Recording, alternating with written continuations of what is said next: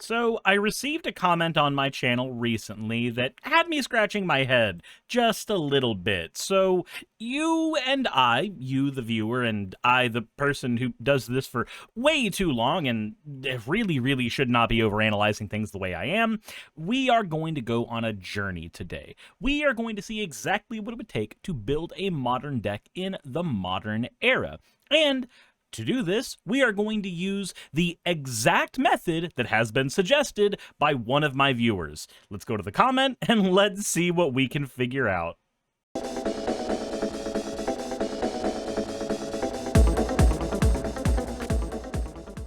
Alrighty, before we get into anything, I do just want to say if you are enjoying my channel and the things that I talk about on here, then please consider subscribing, or maybe even just sharing this video out with other people if you like mathematical breakdowns that are probably very wildly incorrect, but I still think we can be fairly confident that I am somewhere within a margin of error of.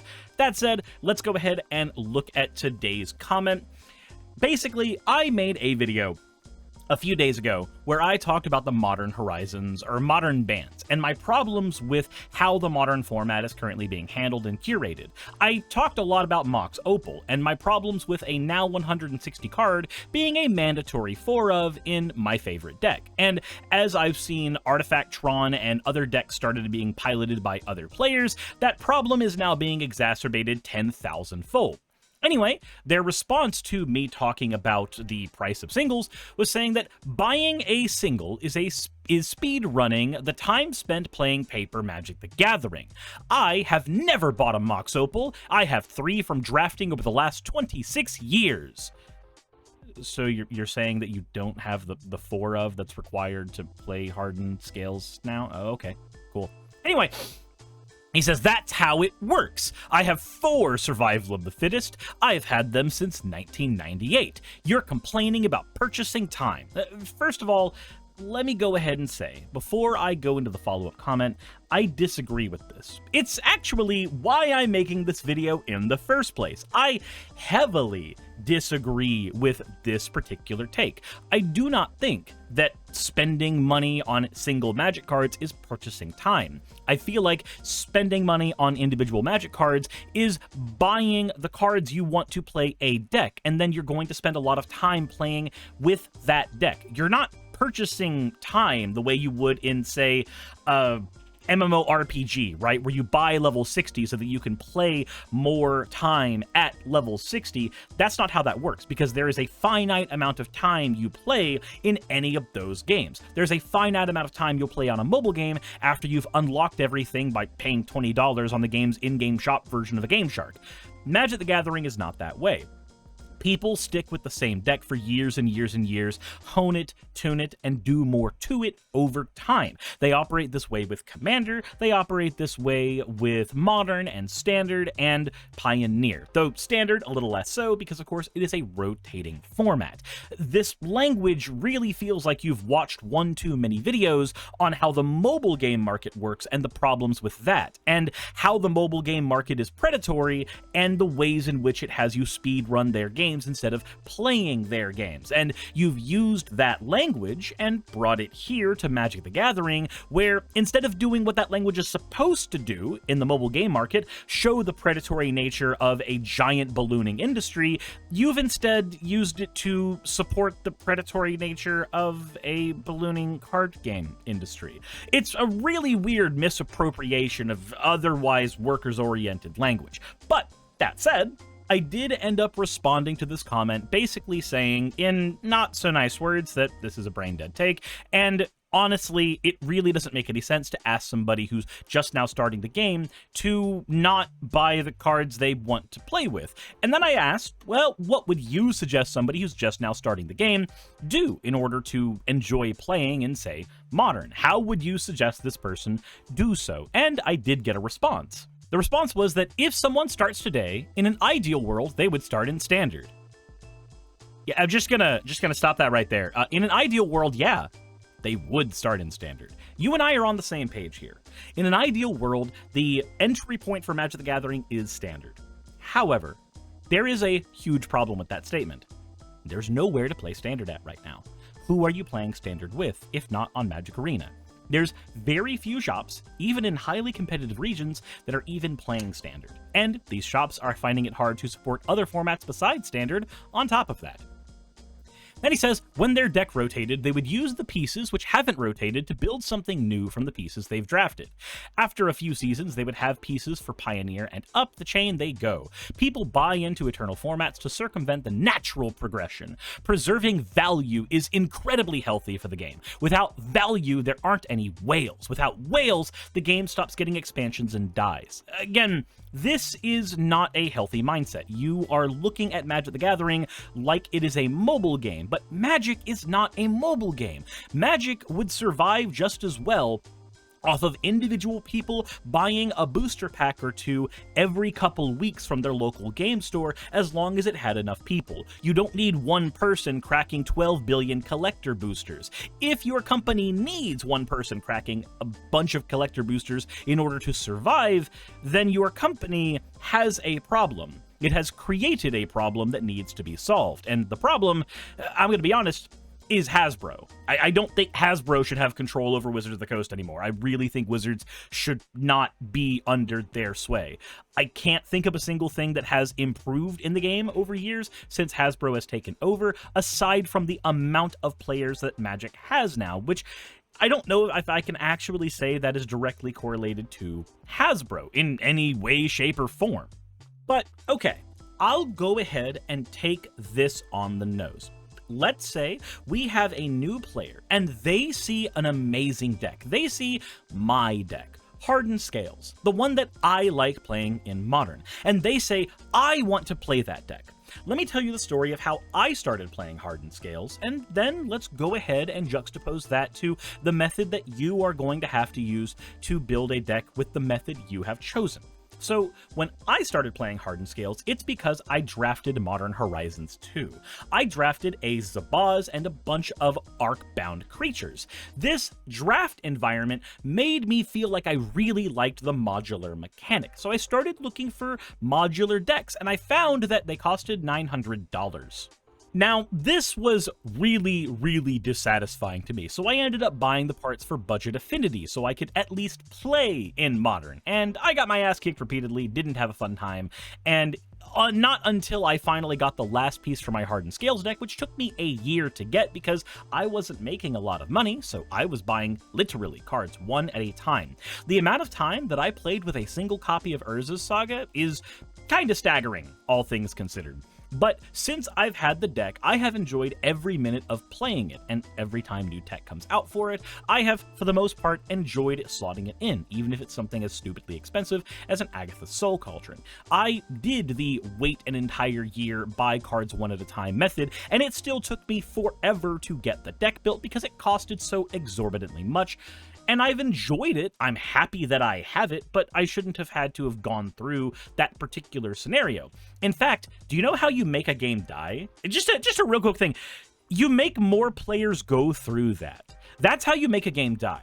Case in point, Modern doesn't have players in the local levels. You don't find many players at Modern tournaments because most players are priced out of playing Modern, or they are on that train of buying cards slowly, one at a time, so they can get their deck built, only for Modern Horizons 5 to come out and rotate the entire thing out of existence. So, you and I understand that that method of getting the deck together was stupid. It was not fun. It was not a thing that I should have had to go through. There should have been a better path forward for entering into the Modern format.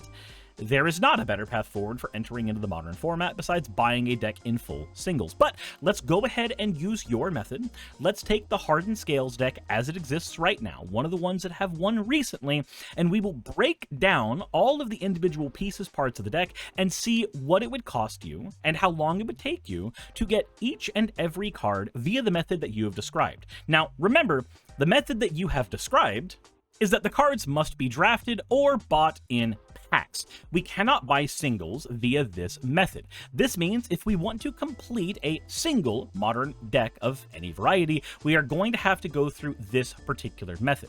This means that trading card stores are going to have the packs that we need, and those packs are going to have a decent likelihood of still containing the cards that we want. And if we want to draft, we are going to have to find 8 other people who are willing to engage in a draft. Now, asking 8 other people, or 7 other people at the very least, to repeatedly engage in drafts of esoteric packs is likely not going to happen. So we can go ahead and nix the must be drafted or part of this, because that is completely unrealistic, especially for time's sake. So, okay, now we have must be bought in packs. This is where we are at. So if we agree that all cards must be bought in packs, then let's see where this takes us. I've actually broken down on a notepad document every single card in the Modern Hardened Scales deck and which packs they are all from. Every card that I've been able to find that could be consolidated into a single pack, I have done, so that if you are picking up Modern Horizons 2, you are digging for Zabaz, Urza's Saga, and Verdant Catacombs instead of trying to find a Verdant Catacombs in some other pack. This way, we will lower the amount of net packs required to pick out every single card that we need. Now, the next thing we need is the actual math to figure out how we are going to go through this. We need to figure out how many booster packs we are going to have to crack to get a likely chance of getting these cards. This is where the math is going to become very, very fudgy. Incredibly fudgy. So we're going to go ahead and use a basic formula. Let's say there are 53 rares and 15 mythics in a pack. We know that rares are supposedly twice as frequent as mythics to pick up in a pack, so our odds of pulling a specific rare are going to be much higher than our odds of picking up a specific mythic. Now, there is another aspect of this that has to be considered, and that is short print mythics and short print rares. Now, what does this mean? Well, when Magic the Gathering packs are created, we don't have a single sheet of just a billion rares and mythics, and they all get super randomized and shuffled into our packs. There are certain rares and mythics that are harder to pull than others, and this is by design. These packs are not, this is not a one-to-one on how packs are done, but effectively, let's say you have a sheet 1, sheet 2, sheet 3, and sheet 4 system. Sheet 1 has a lot of your rares and mythics, Sheet 2 has a lot of them as well, but Sheet 3 happens to have, say, Ragavan for Modern Horizons 2. That Ragavan in Sheet 3 will only be sorted into 10% of packs, whereas Sheet 1, 2, and 3 will be slotted into 30% of packs each. Meaning 90% of packs will contain Sheet 1, 2, and 4, and Sheet 3 will only be in 10% of packs. So even though there should be a locked-in chance of picking up this Ragavan, if it is a card that is seen as desirable, the printing company can actually make it harder to find that card. Yu-Gi-Oh! Has had this problem for years, Magic has had this problem too. This is called short printing, and lots of cards make it onto the short print sheet. In Yu-Gi-Oh's past, Gravekeeper Spy was a short print common, which made it a $5 common card, and for Magic the Gathering, Consider was a short print uncommon, which made it a $2 to $3 uncommon, despite it being a card that we should have had easy access to. So, we can't really figure out which area of a sheet these cards go on, so just keep that part in the back of your mind when we are underselling our numbers.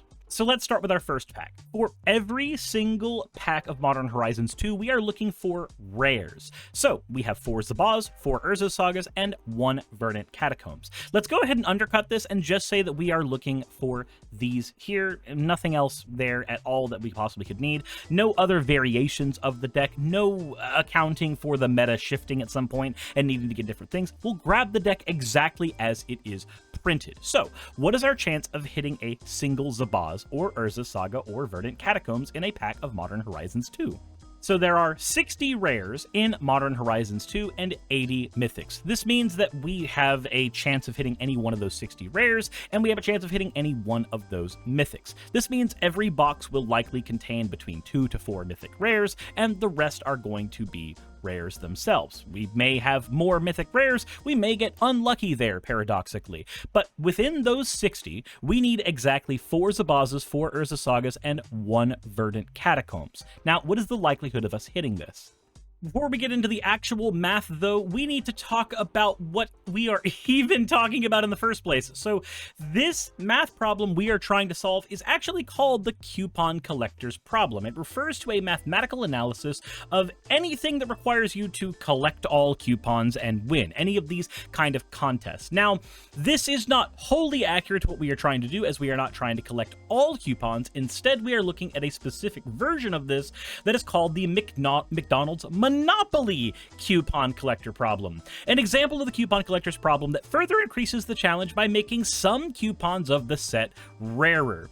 Now, there are a lot of ways this math can break down, and we are not going to be doing any of them because I don't understand any of that. Instead, we are going to be asking a good friend of mine, who actually is a math teacher, to break down the math in as simple a way as humanly possible. My friend Astral managed to lead me to the coupon collector problem itself, and my friend Ravalern pointed out that if rares are twice as likely as mythics, that means out of 30 packs, 20 will have rares. That would mean that you have about 20 chances to get 1 out of 60 cards. Each pack has an independent 1 in 60 chance of having the card. By my reasoning, you should be able to get that specific card within 3 boxes on average. Typically, you will need to get the card between the 2nd and the 4th box. So, since this is the case, let's go ahead and plug that math in here. We are looking at 4 identical cards of Zabaz, Urza Saga, and 1 Verdant Catacombs. Now, since we are likely to hit one of these in 3 boxes, let's go ahead and say that if we do this 3 more times, we are likely to get our playsets of all of them. Right? That would be 9 boxes. That is an undercut. Technically, by Ravalern's math, we should need 4 boxes, but I'm trying to account for the fact that while we're looking for all 4 Zabazes, we will maybe hit the 4 Urza Sagas, and we will definitely hit the 1 Verdant Catacombs. We'll go ahead and weight the boxes in the favor of not getting everything all at once, even though we are still undercutting. We'll call that 10 boxes of Modern Horizons 2. That is probably an overestimation of what we will need, but hopefully it will show kind of the problem with this thinking. If we are looking at 10, fuck it. No, we'll go ahead and go with what I said. We'll say 9 boxes of Modern Horizons 2. Let's see how much it costs just to get the 4 Zabaz, 4 Urza Saga, and 1 Verdant Catacombs. 1 box of Modern Horizons 2 right now is running $180. This means so far our cost is $1,620, buying 9 boxes of Modern Horizons 2 in an attempt to pick up 4 of the cards that we need for this deck. And again, this is all fuzzy math. We may need more boxes, we may need fewer boxes, who knows? But that actual price right here is $1,620. There's where we're at right now. Let's go to our next card. Every Hardened Scales deck needs 4 copies of Arcbound Ravager, non-negotiable. So now we are looking at boxes of Dark Steel.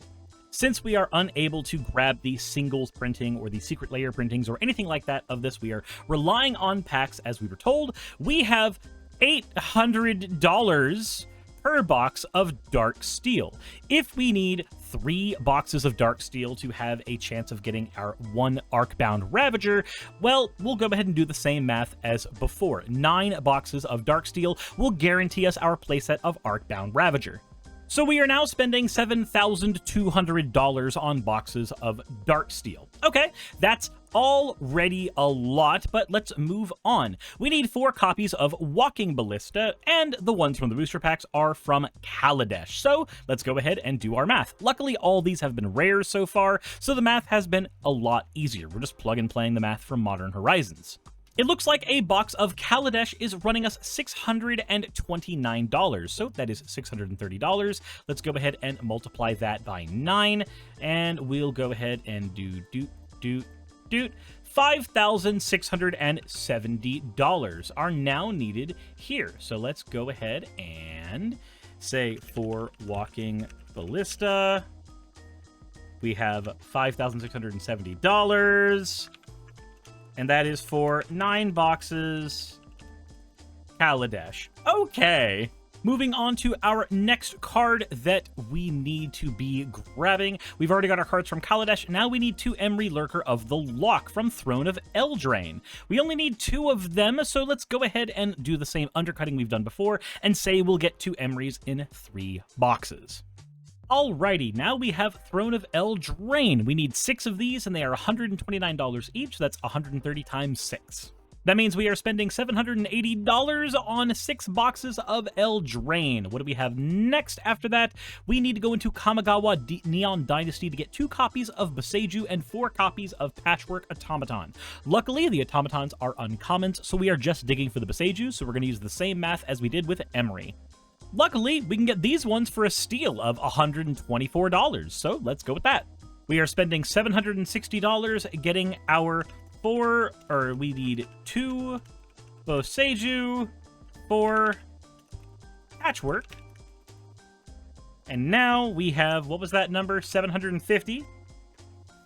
$750 for a few packs. 6 packs, Neon Dynasty.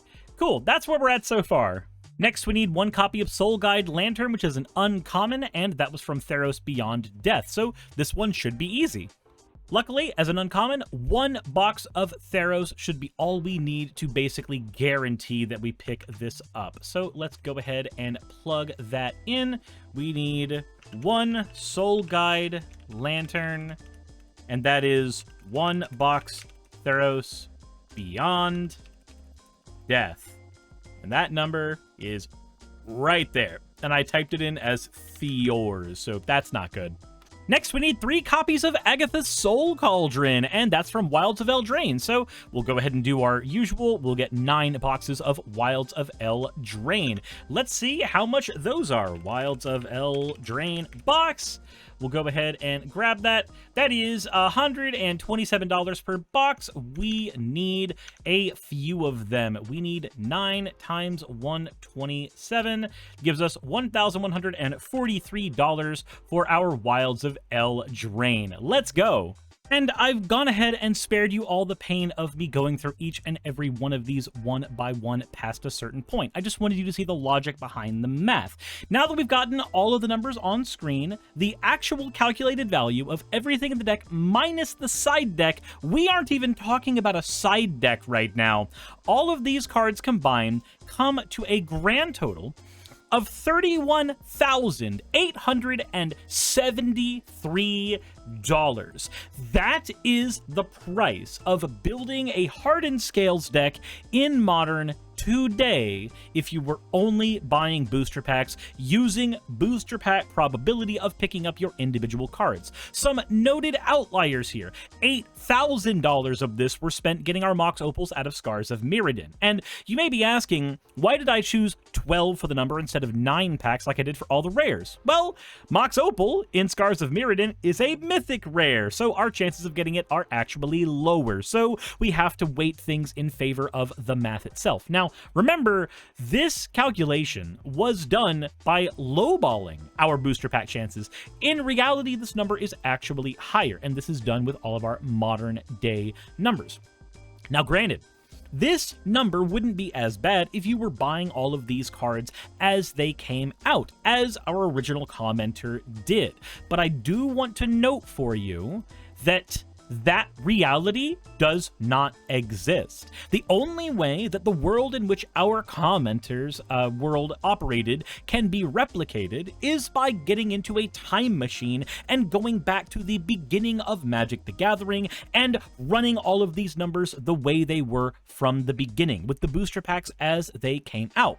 As that is not possible, the world that our commenter wants to work in is also not possible. Yes, I agree. In an ideal world, a player starts in a limited format and then moves into standard as they build their deck, and then moves from standard into pioneer and into modern. That is a wonderful fantasy for Magic the Gathering players to have. Unfortunately, it's an impossibility, because with the nature of eternal formats, and with the nature of how reprints sometimes do or do not enter into these formats, likely certain cards are going to be fully and totally gated from players for a very long time, because nobody's spending $1,000 on a box of Scars of Mirrodin right now. At least I hope nobody is spending $1,000 on a box of Scars of Mirrodin right now. I would sincerely hope that doesn't happen.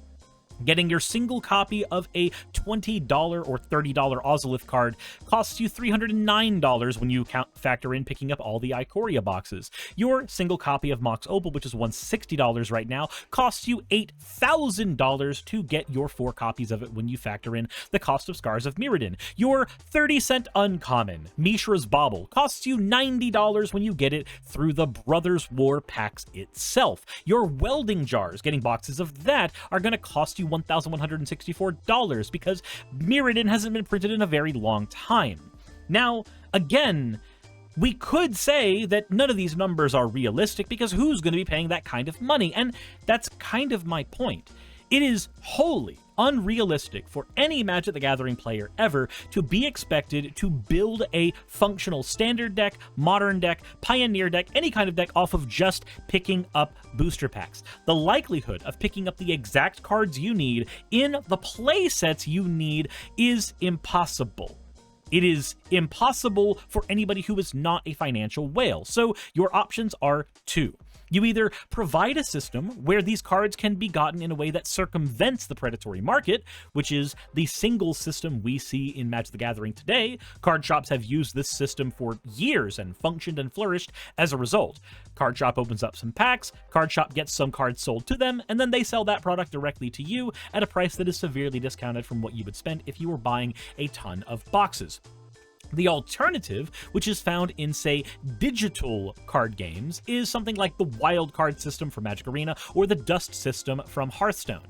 And these systems exist to circumvent the problem that, say, the Pokemon trading card pocket system is running into, where there's barely any way to get all of your cards and decks in that game at all without spending fuck tons of money. Please, please, please, Mr. Commenter, who I am not going to name because I do not want you to get dogpiled in my comment section, because that is not the purpose of this video. My purpose of using your, albeit terribly brain-dead, comment is to show that this is a problem inherent with Magic the Gathering, and the solution to this problem has been cooked up by players, trading our cards amongst each other, and there is no difference between trading cards amongst each other and buying a card from a card shop. They are both fast tracks to getting the cards that you need. Now, you might say that if I spent this $31,000 on Magic the Gathering product, then I would have enough cards to trade for anything else I might need for other decks. And yeah, that may be true. But also, because of how probabilities and cards work, that also may not be true. You may just end up with a bunch of booster packs that have chaff. It's as likely either way. Booster packs are never a good way to inflate a collection.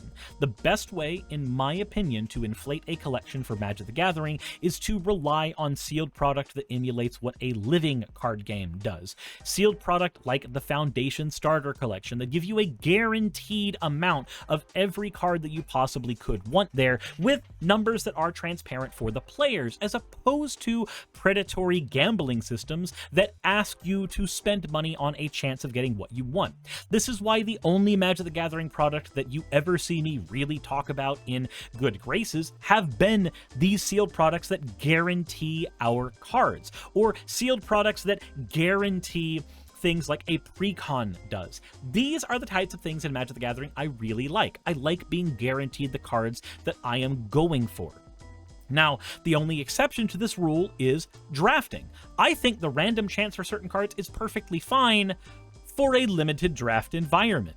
I think drafting is fun as hell. But again, if we were to take all of these numbers and translate them to a draft environment, how long is it going to take your playgroup to personally chew through 9 Darksteel boxes, 9 boxes of Modern Horizons 2, 9 boxes of Kaladesh, 6 boxes of Eldraine, 6 boxes of Neon Dynasty, a box of Theros Beyond Death, and so forth?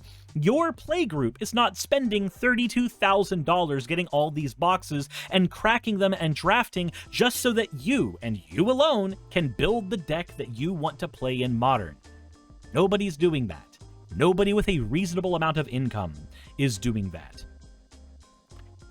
This is not to say that I dislike Magic in any way, shape, or form. I have this channel built because I love Magic the Gathering, but I think players should engage with Magic in a healthy way, and a way that is healthy for their wallets, and a way that is healthy for their social time.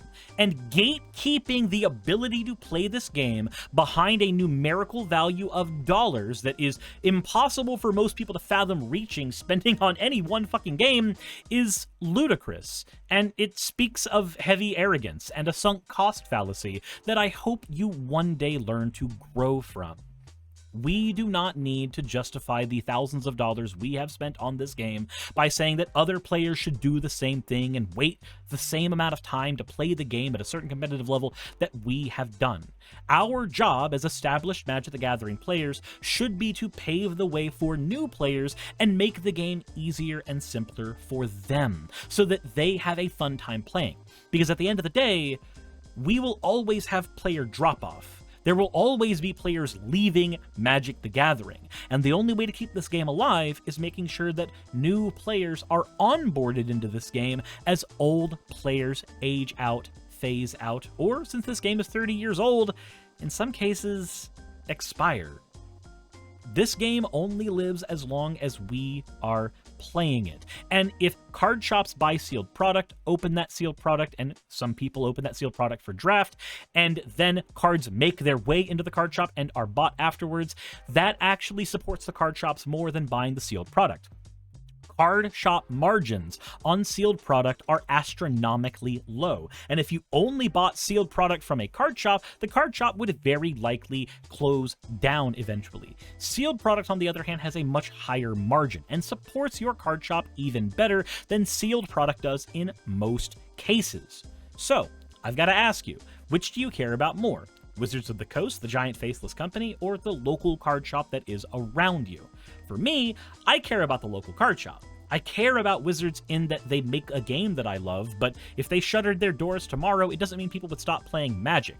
Just like when Blizzard shut down World of Warcraft vanilla areas in favor of Cataclysm, we still had people playing World of Warcraft vanilla via classic servers, and that culture got kept alive so much that eventually Blizzard had to pick up the slack and give us classic World of Warcraft servers again.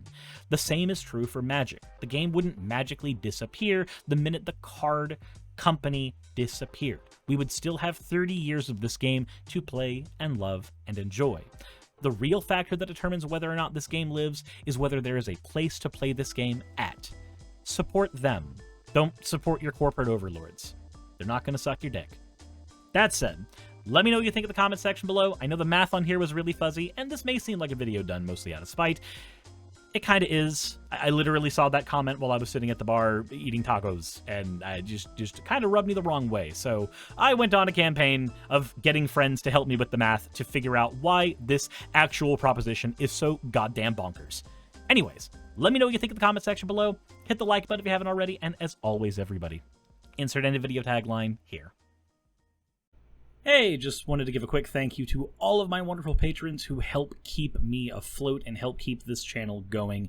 YouTube and Twitch are wonderful platforms, but at the end of the day, stability is not one of their strong suits. If you want to support my channel, then obviously Patreon is one of the best ways of doing that. Link is in the description. But I do want to personally thank everybody who has contributed to the channel. Those people would be Red Joker, Purple Poundini, Jemshin, Britzkrieg, Jupe the Malignant, Michael, Ravelern, Mabbity Babbity, Astral Frontier, Autumn and Angel, Nixie Chan, Mark Anthony, Victorian Alchemist, I'm not saying the last part of that, and you know that, Arcton Arclacier, Curatorian, Dren Hadamada, Jordan M, John L, Lord Bleck, Smiling Game Master, and Fireshard. And everyone else who supports my channel and lets me do what I do full time. This is a dream job of mine that I never believed that I would be able to take full time, and with your help, I've been able to do it. So thank you so very much for that.